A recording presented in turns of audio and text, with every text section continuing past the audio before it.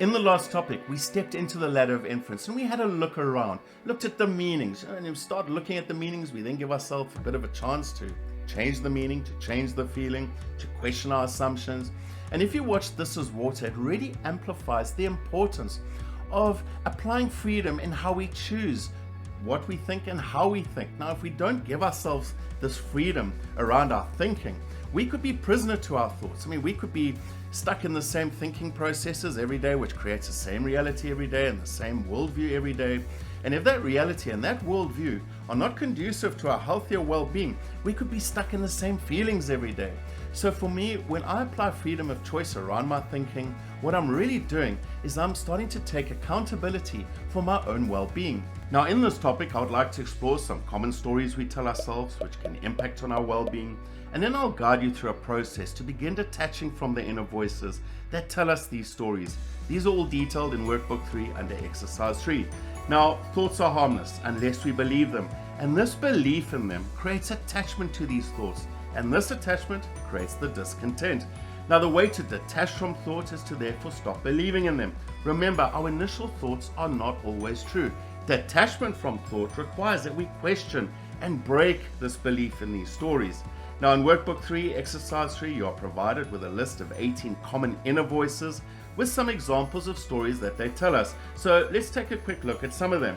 The first one we'll look at is the self-doubter voice. This inner voice will tell you that you're not good enough by making you feel there's always someone that knows more than you. If you try something new, for example, that will take away the fun by telling you that it's not going to work or that you'll most likely fail. Let's look at the controlling voice, which tells you that you must be in control always. It'll tell you what you should or must do. I should be eating healthier. I must go on a diet. And even though we don't eat healthier and we don't go on a diet, it still keeps telling us this. It doesn't like you delegating, for example. So it'll remind you that, if you need to get something done properly, you have to do it yourself. It's a nice way to keep us in control. It likes to also worry you when you're not in control of your life, and usually does this when you want to go to sleep. Now, the perfectionist voice, this tells you that life must be perfect, all wrapped up in a neat and tidy box. This inner voice likes to let you know that when you're not perfect, it will tell you that you're either too fat, too poor, too this, too that, and usually visits at 3 a.m. in the morning. There's another 15 inner voices in their stories, so go through the list. The first step is to choose the top 3 inner voices that play in your mind right now. They do not have to be the exact stories, but similar in theme. And of course, you can work with more than 3 inner voices if you like. It is up to you. After you've selected your top 3, then we work with step 2, which is to give the inner voice a character name, a personality. What do they talk like? What is their accent? Be as comprehensive and as creative as possible. It does help to apply some humor and a little bit of affection as you work with these inner voices. This exercise usually raises a few questions. If I name the thoughts, won't they attach to me?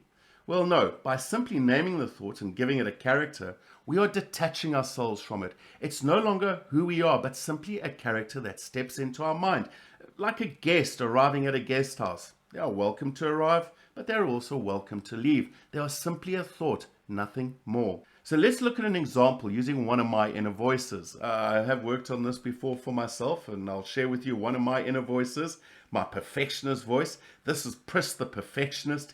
He likes to wear perfectly fitting clothing to his perfect body, and he is always telling me what I must or should do. He also keeps telling me my body is not perfect, especially when I look in the mirror, and he reminds me that I should look like that guy who is much younger than me. He also likes to remind me at 3 a.m. in the morning what I should have done in the past so that I could have avoided some of my mistakes I made. Once you have a description of your character, you then go to step 3. How do these stories affect your state of well-being? How does the story make you feel? What emotions does it stir up? Now, the idea is to become aware of the impact that these stories have on our emotions and our base fears. You see, our inner voices are usually feeding these base fears. So express how these inner voices make you feel. It's part of emotional agility. Well, in my case, Pris Perfectionist, he makes me feel inadequate and ashamed, which I really do not deserve to feel.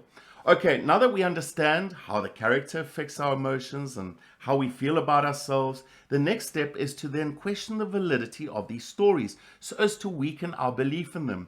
This includes the questions I introduced in the previous topic, namely, are the stories true? Are there any assumptions in these stories?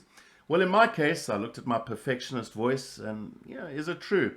Well, I'm assuming that people will only love me if I'm perfect, which is not true. Now, what fears do I feed? This is the second question to work with. This question is important as it helps identify any fears we are feeding with the inner voice and its story. And if we detach from the inner voice, we starve the fear.